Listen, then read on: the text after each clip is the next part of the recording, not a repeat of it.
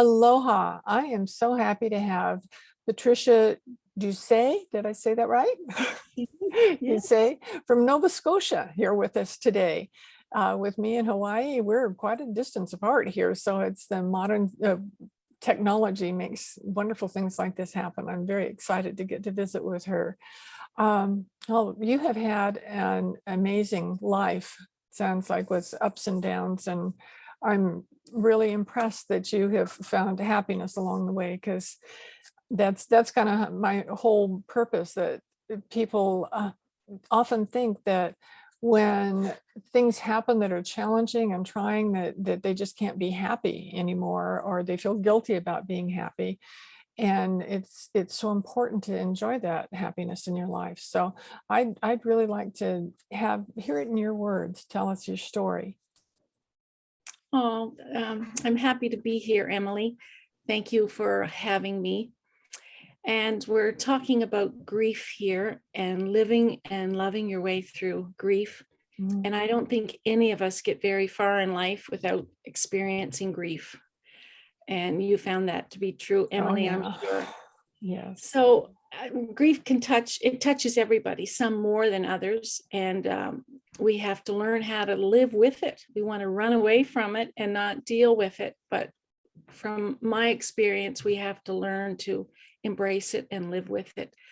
So if I might, Emily, I'm going to take your listeners on a short little journey.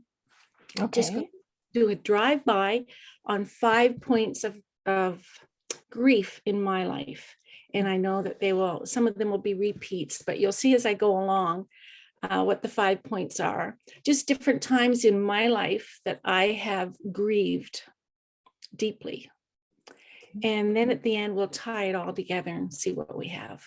Okay. The first thing I grieved was the loss of my dad. And I was 47 when I lost my dad to ALS. Mm. And it was tough. But as time has gone on, I realized that if we live long enough, we will lose a parent. You know, it's sad when you lose a parent when you're young, but if you live to be very old, you will lose a parent. So you adjust to that and you get used to it and you accept it. So I moved on from that. And the next thing that I grieved was a cancer diagnosis. I had been diagnosed with cancer at the age of 35. Mm. I had three children, married with three children, aged 2, 8, and 9. And as a busy mom, as we spin all the plates, with everything we take on, it was a big shock. So it was thyroid cancer, and I went through surgery and all of that. In 5 years, when I was 40, it came back with a vengeance. So another lump in the same place. So I had 2 surgeries again, 3 weeks apart. Now, the second surgery I had was what they call a radical neck surgery. They removed the lymph node and a muscle. And my neck was a mess for quite a while, let's say. So it was all swelled out, and I had the carpet staples back then. And it was a grieving process, because at that age, I remember thinking, why does this happen to me? I've got so much to do. I'm so busy. And, we grieve those things, what might have been if we didn't have that surgery. And I can remember wanting to hide my neck, and I had a lot of therapy after that, a lot of headaches and shoulder and neck pain from the muscle loss. So that was a grieving time. And I'll say one more thing about that, and then we'll move on to number 3 on our 5-stop journey here. I just before they put me out for that radical neck surgery, I remember the doctor putting his face right in front of me and saying, I forgot to tell you that in this type of surgery, sometimes when you wake up, you have no voice, because there's so much intricacy going on in the neck. Sometimes we just snip the vocal cord. I go, oh, well, God, you can just take me now. Oh, wow. So next thing I know, when I wake up, I'm thinking, should I try my voice? I wonder if I have a voice, because I remembered that. So I was just silent for quite a while. And finally I went, I went, I have a voice. I can do this. I thought I can get through this. So that was a turning point for me there at age 40. So going along in life, another time of grieving for me was a divorce. And I've had 2 divorces.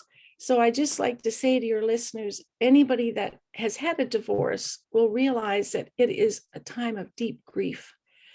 It's different than losing a spouse to death, but the emotions are all the same, all interwoven the same. We're just a mess either way. And my heart goes out to those that have lost a husband or lost a spouse as well. But your whole identity is shattered and you find yourself in the basement of life, as I did. But after coming through the second one and thinking once was bad enough, but twice, and just kind of grieving all over again. Why me? And why has all this happened?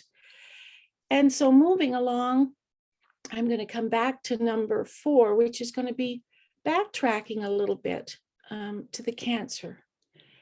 I had had my cancer journey, and now just 2.5 years into my marriage that I'm in now, we were married in 2018. My husband was diagnosed with cancer. And this was on Christmas Day, 2020. So just 11 short months ago. So Christmas morning, things are going pretty good in life. You know, we're settled in our new place and things are going well. And I'm getting over my divorces and his divorce and my cancer and all of our times of grieving seem to be dealt with, although they're never really, you never get full closure, do you? Mhm. Now, if you want to jump in and ask a question, Emily, you go ahead. Or I'll just keep No, going. I'm agree with you there. So keep Okay. going. Okay.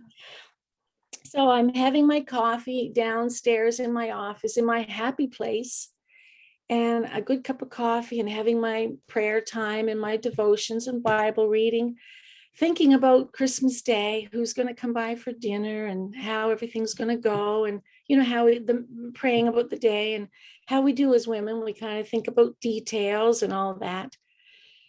And all of a sudden I hear this voice from the top of the stairs. It's my husband. He says, "Can you come up here, please?"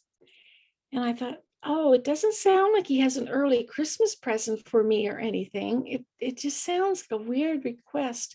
So I put my coffee down and my book down, quickly ascended the stairs. And long story short, within a half hour, we were at our local outpatients department. Mm. And we spent all Christmas Day there.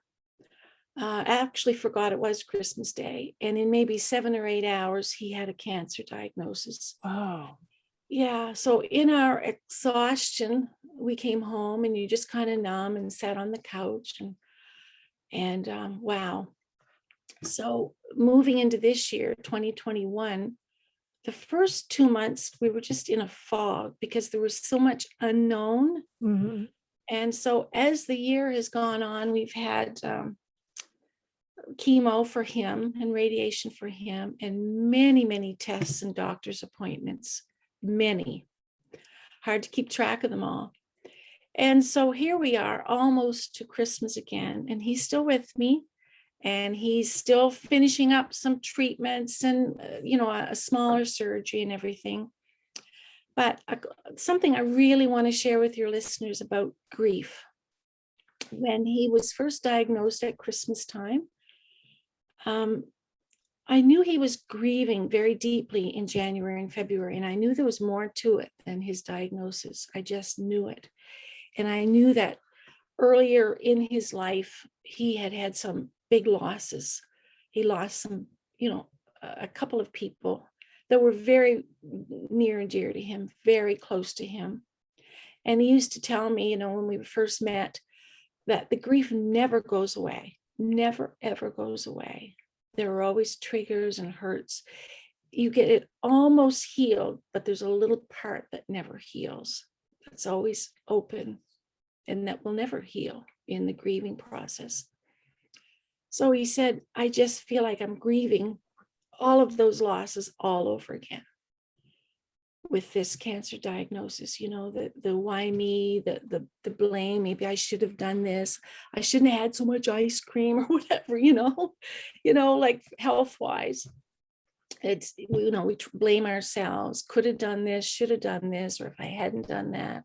Anytime we grieve, whether it's a cancer diagnosis, a divorce, or the loss of someone near and dear to us. So we're kind of getting through that. He did go for some counseling. He needed to go for counseling, and I went as well. And what I want to share with you, Emily, and your listeners is whatever kind of grief we go through, sometimes we try to separate them. Well, this is a grief about that. This is a trauma over here about something different. And this is a loss here. But I've learned in some of my experiences and looking into this quite a bit, that whatever trauma, whatever brand our trauma, grief, and loss is, the emotion's all the same. It's panic, it's blame, it's shame, it's just,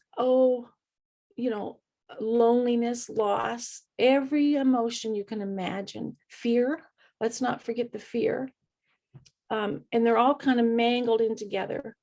And when you get a fresh trauma or a fresh grief, you drag all of the rest with you and you kind of grieve all of it all over again.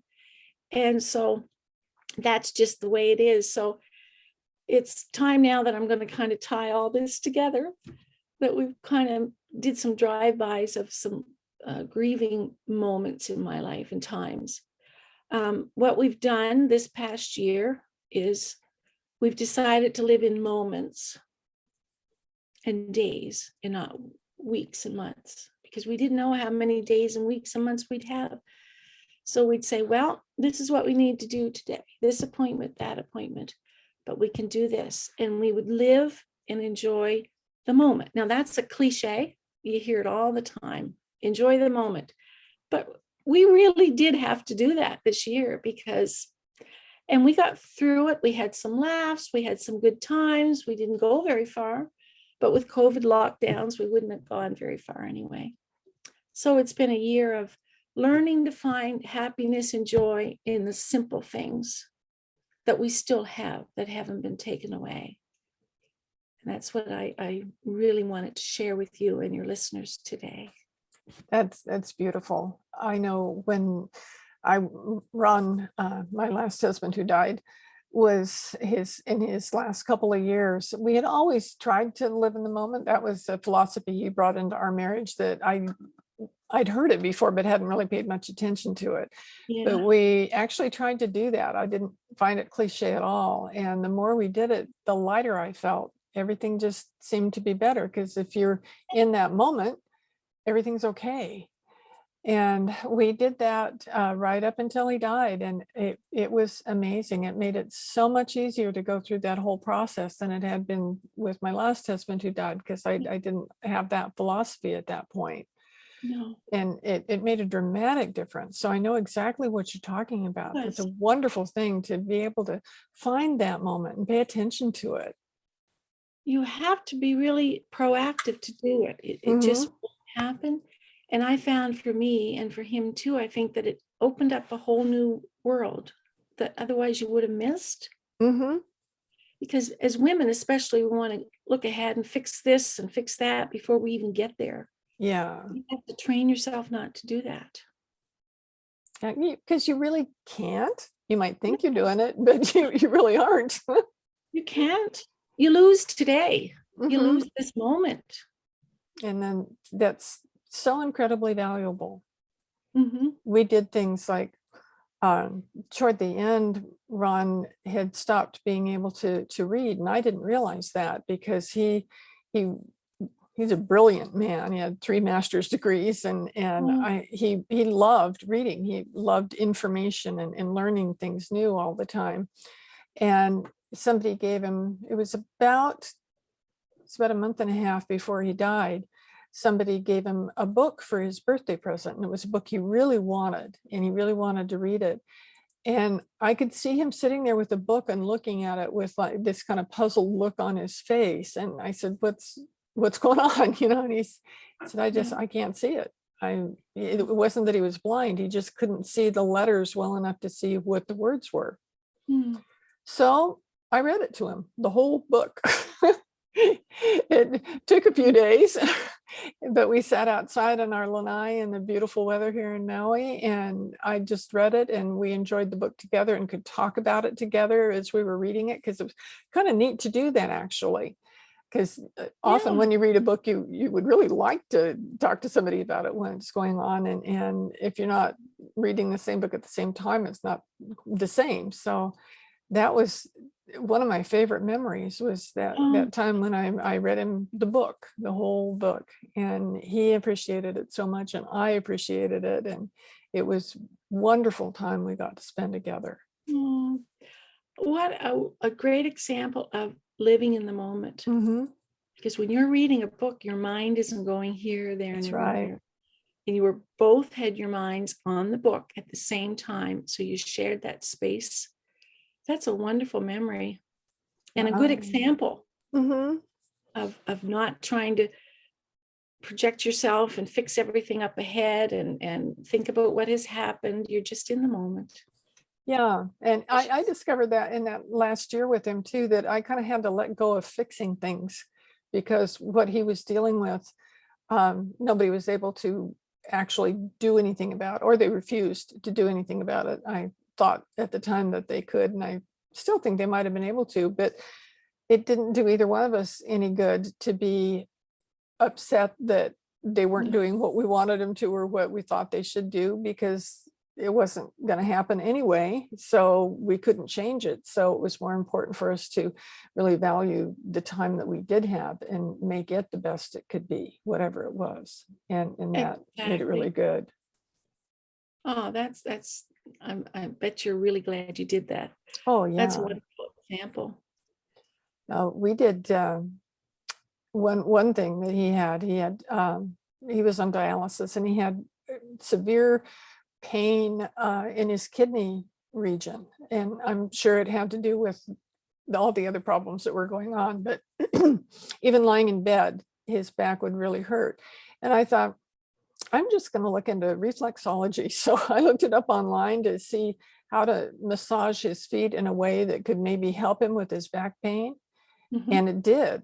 And, I was no expert. I just read up on it and Yeah. did what I could. So that became part of our kind of ritual, that every night when he'd lie down, that I'd go down to the foot of the bed and give him a long foot massage, because he said it was the one thing that made him feel better. And I thought, I'm so happy to have this gift that I could give him, that I could figure out to give him. And those were precious times that were just the two of us experiencing that together. How many years since he passed now? It's 4 years. That's not very long. 4 No. years can go by just like that. Okay. Yep, they do. Wow. It's hard to Wow. imagine it's been 4 years. Yeah, they just go so fast. So you just kind of think of those sweet memories that you have. Yeah. But I think that's what we learn when we go through grief, and how do we live and Mhm. love and be happy in spite of all these things, is you just think, okay, what's important? This can wait, this can wait. And the things we used to think were so important, they don't seem to be that important anymore. But those special times of reading together, or helping them with his feet, those are times that you maybe would have thought, maybe years ago, but now they become precious memories. Yeah. It's such a gift to be able to help somebody feel better, and that makes you feel better, and that brings happiness. Absolutely, absolutely. And it's nice to be able to share your story with others to Mhm. help them along, because we wouldn't always been able to sit here and talk about these things with a smile on our face. That's right. We wouldn't have always been able to. No. There's always a time, especially shortly after the departure, that Yeah. that smiling is a challenge. just breathing is a challenge. Yeah. Eating anything, being awake is a challenge. And when you keep things in perspective and know I'm not going to feel this way always, I Right. know that I will feel better. Yes. It wasn't that I was trying to live in the future. I was just knowing that I could have comfort in knowing that things would get better. Yes. And during that time was when I started figuring out what I was going to do with the rest of my life. Hmm. And because I'd spent all that time with him pretty exclusively. Yeah. And it was that way with my last husband who died. They both died of the same thing. And they both had about Oh, 2 years of needing a lot of attention and with going to the hospital yeah. frequently and all that sort of thing. And it was so interesting how all that worked out. And I just thought, I don't know what I'm going to do now, because we had moved to Maui where I live. Mhm. I thought I loved the home that we had in California, in Ventura, close to the beach. And I thought that was my forever home. And when he said he wanted to move to Maui, because he'd lived here years ago and he just really loved it here. And we'd been here several times together because he kept coming back. That we just decided to move. So I was here, far away from people that I knew, Yeah. and trying to figure out what to do. And when I realized that trying to help other people get through this time was something that I could do, I Mhm. started feeling good immediately, or better immediately. And the more I focused on actively doing something that was positive, Mhm. the easier it was for me to start to smile. And Mhm. smiling is so important. Mhm. So I was really grateful for that. And I'm grateful now for doing all the things that I'm doing with helping people with grief and finding happiness.